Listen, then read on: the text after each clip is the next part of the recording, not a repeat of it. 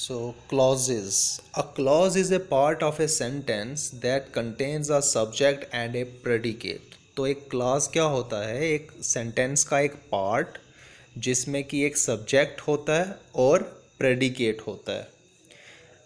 It must have a subject and a finite verb, that is a verb that agrees with the person and number of a subject and has a definite tense. तो इसमें एक subject होना चाहिए और फिर finite verb होनी चाहिए.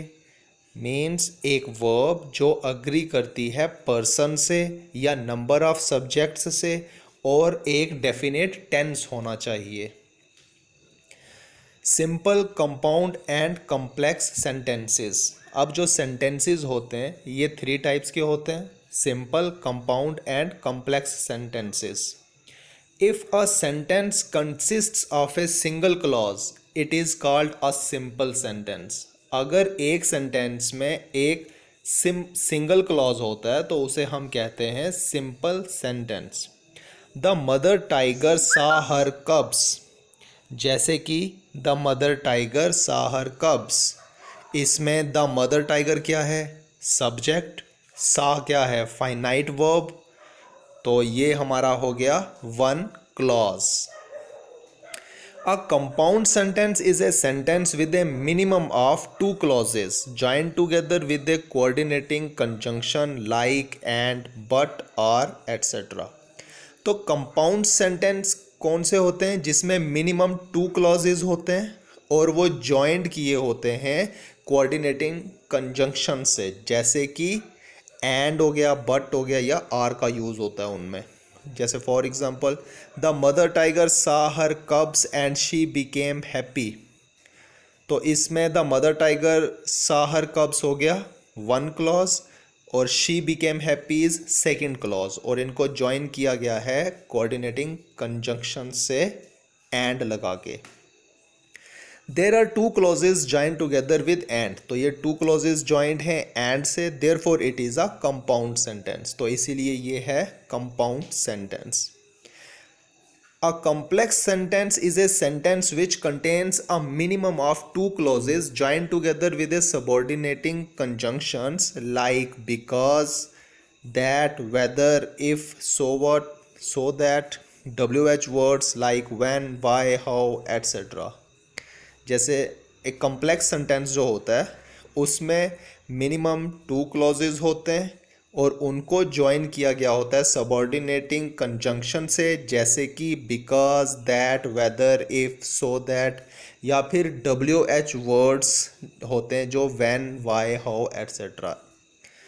जैसे for example, when the mother tiger saw her cubs she became happy. तो यहाँ पे 2 क्लॉजेज हैं. When the mother tiger saw her cubs 1 clause, she became happy 2nd clause. लेकिन यहाँ पे जो 2 क्लॉजेज हैं इनको ज्वाइन किया गया है फर्स्ट वर्ड जो है when से, तो इसीलिए ये है complex sentence. There are 2 clauses joined together with the conjunction when, therefore it is a complex sentence. अब क्लॉजेज कितने टाइप्स के होते हैं? Type of clauses. Main clause. Main clause or principal clause is a group of words that includes a subject and a verb and can form a sentence.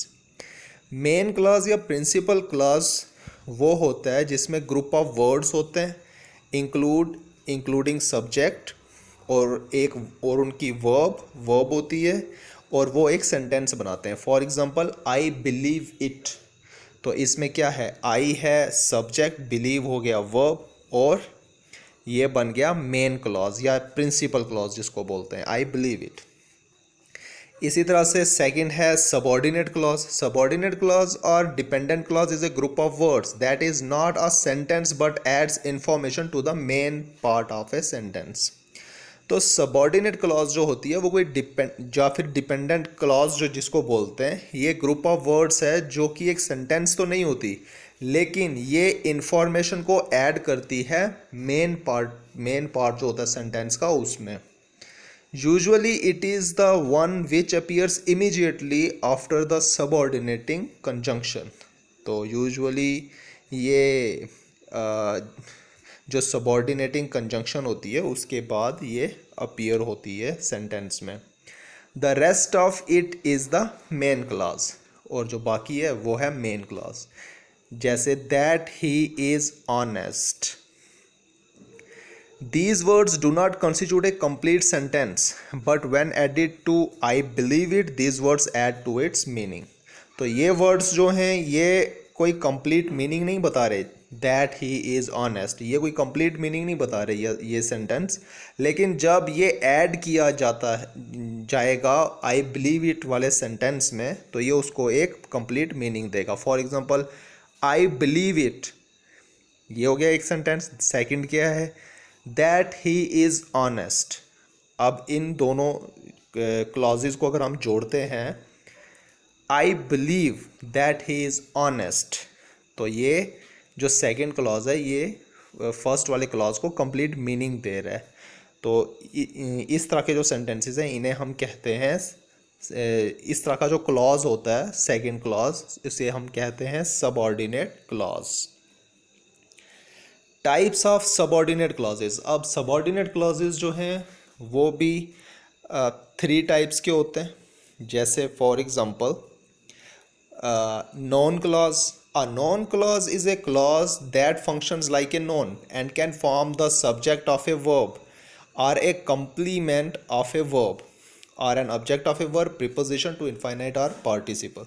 तो noun clause जो होता है वो function करता है एक नॉन की तरह, या फिर वो वर्ब का सब्जेक्ट हो सकता है, या कॉम्प्लीमेंट हो सकता है वर्ब का, या वर्ब का कोई ऑब्जेक्ट हो सकता है, प्रीपोजिशन, या फिर पार्टिसिपल या infinite. Relative clause. A relative clause is a clause that refers to an earlier noun pronoun sentence or part of a sentence. और रिलेटिव क्लॉज क्या होता है? जो रेफर करता है अर्लियर नॉन को, प्रोनाउन को, या सेंटेंस को, या फिर पार्ट ऑफ ए सेंटेंस को। It begins with a relative pronoun like who, whose, which, that etcetera. और ये बिगन होता है रिलेटिव प्रोनाउन से, जैसे कि who, whose, which, that etcetera. For example in the boy who beat me, who is a relative pronoun and who beat me is a relative clause. तो इस sentence में the boy who beat me में who जो है वो relative pronoun है, और who beat मी ये जो है ये है relative clause. Often a relative clause is called an adjective clause. और ये जो रिलेटिव क्लॉज होता है इसे हम एडजेक्टिव क्लॉज से के नाम से भी जानते हैं, because it often qualifies a noun और pronoun just as an adjective does. क्योंकि ये क्या करता है? क्वालिफाई करता है नॉन को या प्रोनाउन को, जैसे कि एक एडजेक्टिव, जैसे एडजेक्टिव जो है वो करता है। इसके बाद जो थर्ड है वो है adverb clause. An adverb clause is a clause that functions like an adverb. तो एडवर्ब क्लॉज भी उसी तरह से जैसे एडवर्ब की तरह ही काम करता है, फंक्शन कर रहा है। That is it gives more information about place, time, manner, cause, comparison etcetera. ये क्या करता है? जैसे कि एडवर्ब करता है, ये भी मोर इन्फॉर्मेशन हमें देता है प्लेस की, टाइम की, मैनर की, कॉज की, कंपैरिजन की एट्सेट्रा। इस तरह से it qualifies a verb, an adjective और अनदर एडवर्ब। और ये क्वालिफाई करता है वर्ब को, एडजेक्टिव को, या फिर अनदर एडवर्ब को, जैसे कि एडवर्ब की डेफिनेशन होती है। Coordinate clause.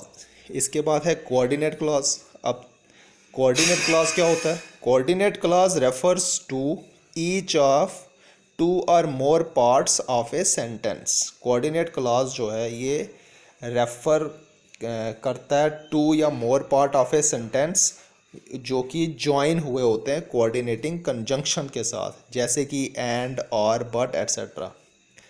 Coordinate clause refers to each of 2 or more parts of a sentence, often joined by coordinating conjunctions like and, or, but, etc. Each part makes a separate statement and has an equal importance in the sentence. और हर एक part जो होता है वो separate statement बनाता है जिसकी equal importance होती है सेंटेंस में। Sangeeta was singing and Dheeraj was playing the guitar. For example इस सेंटेंस में आप देख सकते हो, जैसे Sangeeta was singing and Dheeraj was playing the guitar, और इसमें क्या किया गया हुआ है, एंड के साथ कोऑर्डिनेट क्लोज को आपस में ज्वाइन किया गया हुआ है इन दोनों को, और ये जो हैं ये डिफरेंट मीनिंग बता रहे हैं। डिफरेंट पार्ट ऑफ सेंटेंस जो है वो डिफरेंट मीनिंग जो है वो बता रहे हैं। An easy way to find clause. अब क्लॉज को हम फाइंड कैसे करें? Noun clause is an answer to what. Noun clause जो होता है वो आंसर होता है व्हाट का। For example I know that he is honest. तो अब इस सेंटेंस में आई नो व्हाट, मैं जानता हूँ क्या, दैट ही इज़ ऑनेस्ट, कि वो ईमानदार है। तो यहाँ पे आंसर मिल रहा है कि आप क्या जानते हो।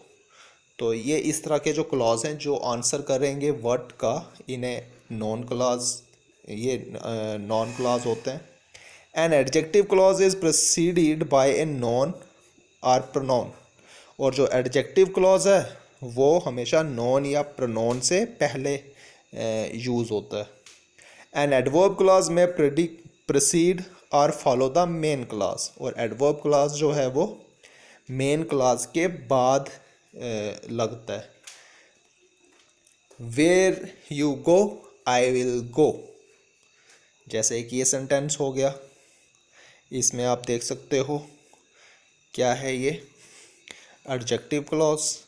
And I will go where you go, तो ये क्या हो गया, एडवर्ब क्लॉज।